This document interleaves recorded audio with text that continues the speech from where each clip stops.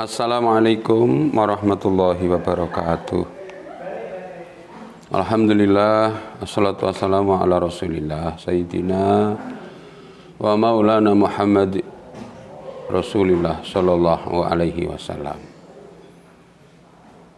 Anak-anakku kelas 9 MTS Nahdlatul Muslimin yang berbahagia, alhamdulillah pada kesempatan kali ini kita bisa berjumpa lagi. Kesempatan pada pembelajaran jarak jauh sesi 5. Insya Allah ini Quran hadis sampai sesi 5. Untuk sesi 5 kali ini, karena materi kemarin sudah saya sampaikan semuanya, maka kita nanti akan sedikit membahas ulangan akhir semester, yaitu pada halaman 5, mulai halaman 54. Silakan LKS-nya dibuka. Halaman 54, ulangan akhir semester. Sebelum saya mulai, tak henti-hentinya mari kita selalu berdoa kepada Allah Subhanahu wa taala agar kita selalu dilindungi oleh Allah dari seluruh ujian, cobaan, dan kemudian kita dimudahkan oleh Allah dari seluruh urusan, yang akhirnya anak-anak nanti akan menjadi anak yang sukses, berhasil, menjadi anak yang berguna bagi nusa bangsa dan agama. Amin Allahumma amin. Oke, langsung kita menuju ke LKS ya, soal ulangan akhir semester. Halaman 54. Bismillahirrahmanirrahim. Nanti coba anak-anak juga langsung bisa dikolomi untuk mempermudah belajar ketika nanti insya Allah kalau ada soal-soal pada penilaian akhir semester genap ini. Soal yang pertama pada ulangan akhir semester, ini latihan, ini bukan soal asli tapi ini latihan. Salman sedang membaca Quran surat Hud ayat 41 ketika sampai pada lafaz Bismillahirrahmanirrahim wa mursaha. Dia membaca dengan majriha. Dalam keterangan kalau ilmu gharibul Quran, majriha itu bacaan apa? Kitab. Kalau ismam tidak, ya, karena ismam itu adalah la ta'manna. Mat dan qasr, maksud mat dan qasr ini adalah mat itu panjang, qasr pendek. C tashil, D imalah. Apa? Yaitu imalah majriha. Berarti bacaan imalah, miring, condong. Imalah itu mencondongkan ya, mendekati mencondongkan fathah mendekati kepada ya. 2. Lafaz la ta'manna dalam Quran surat Yusuf ayat 11 menunjukkan adanya bacaan tadi sudah saya sampaikan, adalah bacaan ismam. Ismam adalah mencampurkan dhammah pada sukun. La ta'manna dengan memoncongkan bibir. Tidak boleh la ta'manna karena itu adalah isyarah dhammah. Dhammah itu mencucu. Kemudian yang ketiga, bacaan tashil ditunjukkan oleh lafaz ini, bacaan tashil. Tashil itu apa? Meringankan bacaan hamzah atau membaca antara hamzah dan alif. Tapi di LKS di situ diterangkan bahwasanya membaca antara hamzah dan ha. Ini ada kecondongan betul, tapi yang lebih tepat adalah membaca antara hamzah dan alif. Loh kok bisa Pak? Hamzah dan alif itu sama? Beda. Hamzah itu berharokat a, i, u. Kemudian alif itu panjang a. Ya, saya nanti bisa contohkan kenapa di antara hamzah dan alif. Contoh di sini adalah yang benar, jawabannya adalah B, a'jamiyu wa arabi. Nah, di antara kedua tersebut adalah jika bacaan hamzah, ini saya contohkan hamzah dulu, itu adalah a'jamiyu. Kemudian jika alif itu a'jamiyu. Di antara dan bukan dan aha. Nek pakai h kan aha. Ya. Kalau ini adalah antara dan jami, maka dari itu hanya diringankan, mengeringankan hamzah yang kedua di istilah lain, yaitu jamiyu. Bisa didengar bukan bukan bukan aha. Tapi jamiyu, bukan jami sedikit, ringan, gitu ya. Yang keempat, Ahmad sedang membaca Al-Quran yang disimak oleh gurunya. Ketika membaca Quran surat Al-Hujurat ayat 11, membaca lafaz yang harusnya dibaca naql, yang artinya naql apa? Pindah bacaan, ganti bacaan, tidak sesuai tulisan, pindah apa yang namanya memindahkan. Kalau miring tadi tidak, menggabungkan ismam, kalau meringankan tashil. Maka di sini adalah memindahkan. Wala dzikrullahi akbar. Ya, contoh berikut, tetapi karena kebiasaan orang membacanya menjadi wala dzikrullahi akbar, banyak itu yang salah seperti itu. Wala dzikrullahi akbar, atau padahal di situ wala dzikrullahi akbar. Ya. Di situ ada salah satu contoh permasalahan yang terkait dengan bacaan. Di antara wala dzikrullah dan wala dzikrullah. Itu masalah mad dan qasr. Mad itu panjang, qasr pendek. Jadi tulisannya wala dzik harus pendek. Orang-orang banyak ada, tidak semuanya, tapi ada yang salah dalam baca adalah wala dzikrullah. Maka seharusnya padahal pendek wala dzik. D. 6. Pernyataan yang menjelaskan tentang bacaan tashil adalah bacaan tashil nih, ingat-ingat tadi ya. Di tengah-tengah antara huruf hamzah dan huruf h, di sini adalah h, tapi sebenarnya yang lebih tepat adalah a, tidak apa-apa. Di antara huruf hamzah dan alif, bukan hamzah dan h, bukan aa dan ah. Ya, tidak salah, tapi yang lebih tepat yang ada namanya adalah antara hamzah dan alif. Sehingga lafaz keluar tidak seperti hamzah, tidak juga seperti ha, tidak seperti alif a, tidak aha, tidak aa. Itu. 7.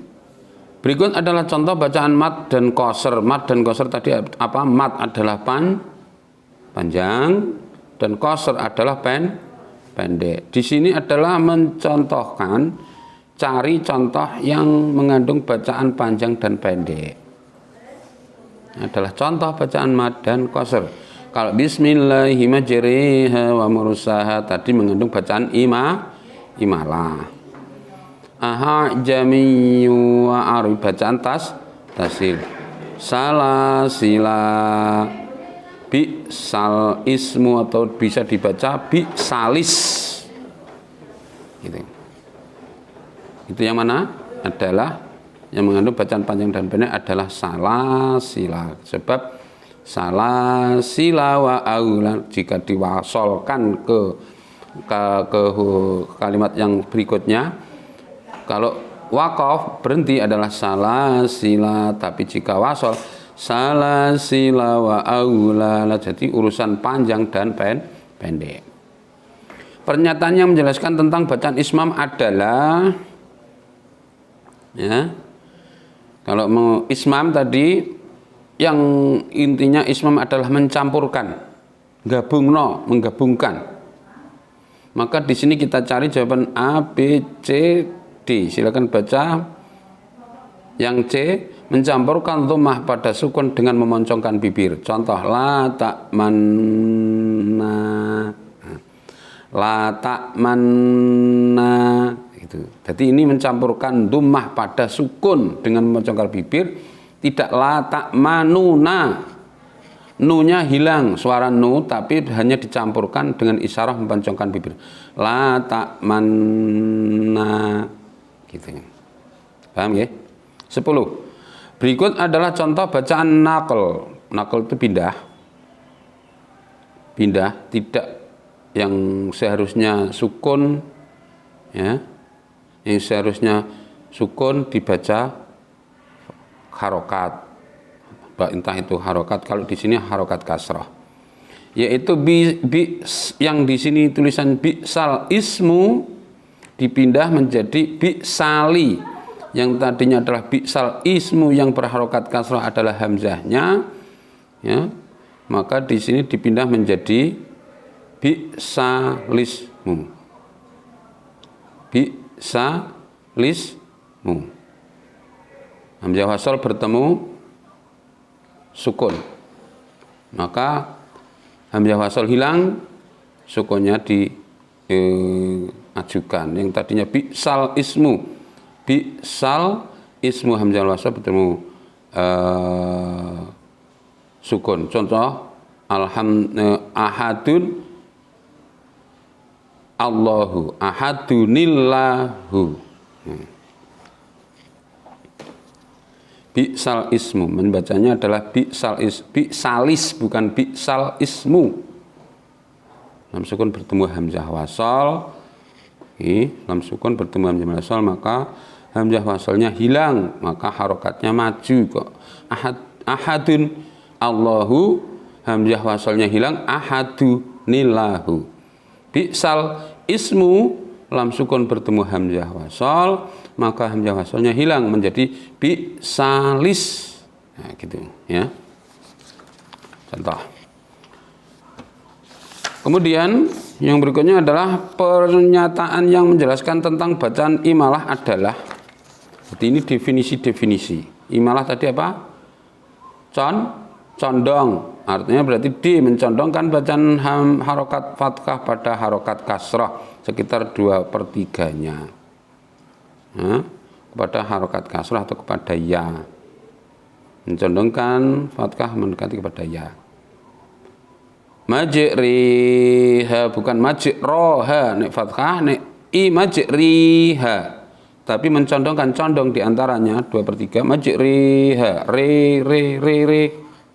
Ini 11. Di antara kandungan Quran surat Abasa ayat 1-10 sebagai berikut kandungannya, ya,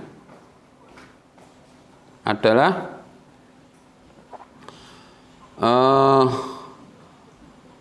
perintah untuk melampangkan tempat bagi pencari ilmu. 12. Arti mufradat dari lafaz al-a'ma adalah al-a'ma. Di sini saya bacakan orang tunanetra, orang tunarungu, orang tunadaksa, orang tunagrahita. Apa? Orang tunanetra, orang iso ngerti. 13. Farah dan Naira adalah dua sahabat yang saling mensupport. Setiap kegiatan yang positif, terutama saat belajar, suatu saat mereka menghafalkan Quran surat Abasa ayat 1-10. Ketika Farah membaca ayat amma manistawna, Naila lalu melanjutkannya pada titik-titik. Ini kayak wong maca gentian. Amma manistawna fa anta lahu tasadda. Oke. Siswa kelas 9 di MTS Nahdlatul Muslimin sedang belajar menerjemahkan Quran surat Abasa 1-10. Mereka menghafalkan ayat yang artinya secara bergantian. Ketika sampai pada ayat fa anta lahu tasadda, mereka mengartikan ini carilah yang anta ini engkau. Kalau atau dia, adapun orang, maka engkau. Ini sana anta berarti padahal tidak ada celah atasmu kalau dia tidak menyucikan diri. Ini maka bacaan jawabannya adalah C, maka engkau wahai Muhammad memberi perhatian kepadanya.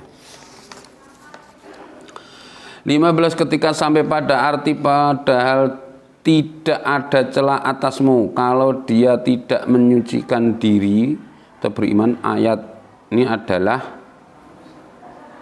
padahal wa ma 'alaika alla yazakka,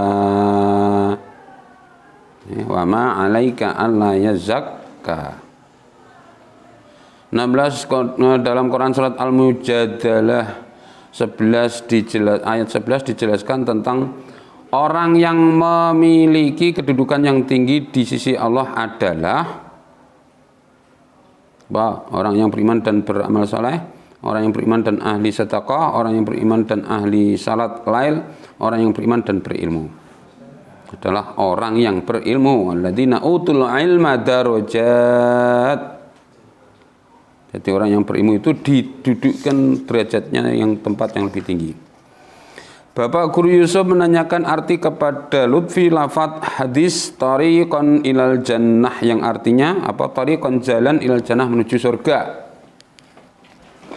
Saat Nabi SAW sedang menjelaskan tentang Islam kepada para pemuka Quraisy, datang Abdullah bin Ummi Maktum dan menyela pembicaraan Nabi SAW. Hal ini dimaklumi karena Abdullah bin Ummi Maktum adalah seorang yang buta dan fakir.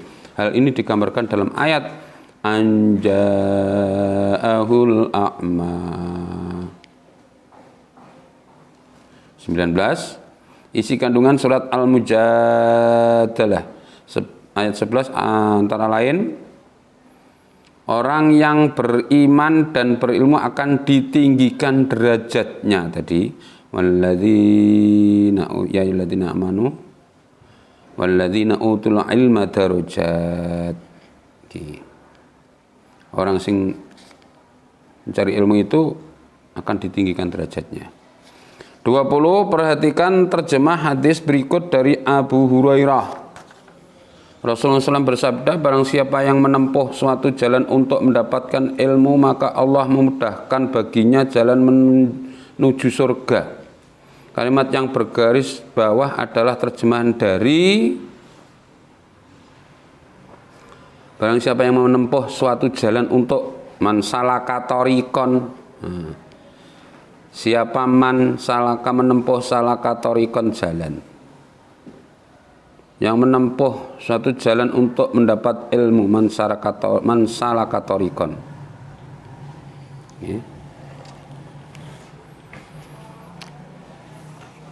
Ini soalnya sangat banyak sekali.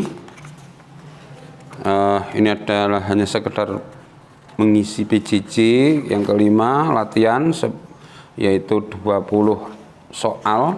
Kemudian untuk mengerjakannya, untuk pengerjaannya sampai nanti mengerjakan di PJJ untuk merespon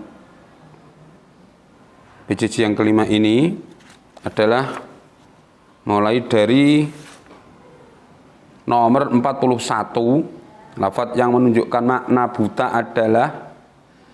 Yang 42, sahabat Nabi SAW yang berperan dalam asbabun nuzul surah Abasa adalah.